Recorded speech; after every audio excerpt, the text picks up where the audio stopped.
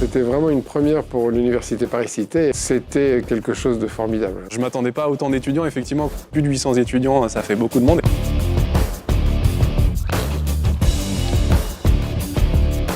On vit dans un monde de plus en plus sédentaire.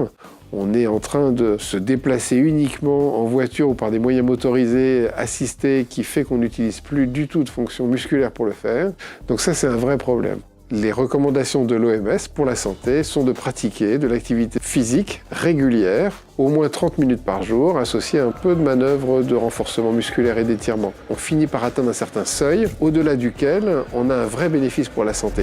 Ça veut dire une réduction des maladies chroniques, de diabète, on diminue l'obésité, on diminue l'hypertension artérielle, ou même quand ces pathologies sont là, on en diminue l'intensité. Dans le cadre du parcours de soins des patients atteints d'une infection de longue durée, le médecin traitant peut prescrire une activité physique adaptée à la pathologie, aux capacités physiques et au risque médical du patient. Par exemple, pendant l'intervention, j'ai utilisé le terme polypile, utilisé dans la littérature scientifique, qui exprime en fait le côté que l'activité physique permet à différents organes de produire des molécules actives qui participent à la santé de la population. Donc au même titre qu'on prend un médicament pour se soigner, l'activité physique permet de générer ces molécules qui soignent.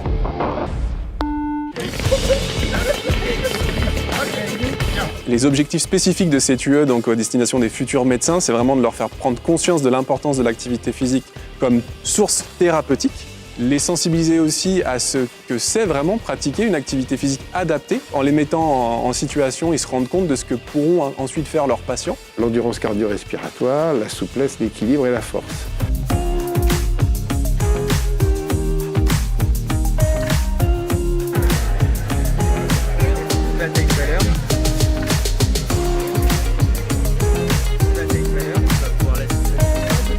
Et c'est aussi leur permettre d'avoir effectivement des vraies bases et d'animation, et de conception, et d'évaluation pour qu'ils puissent, eux, prescrire des activités physiques demain de la meilleure des manières.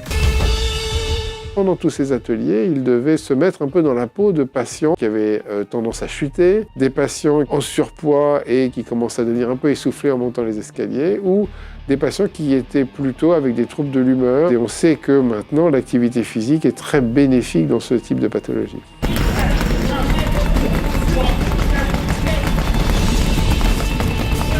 L'activité physique a encore de belles années devant elle pour soigner les gens, et même peut-être encore plus d'importance dans les années à venir.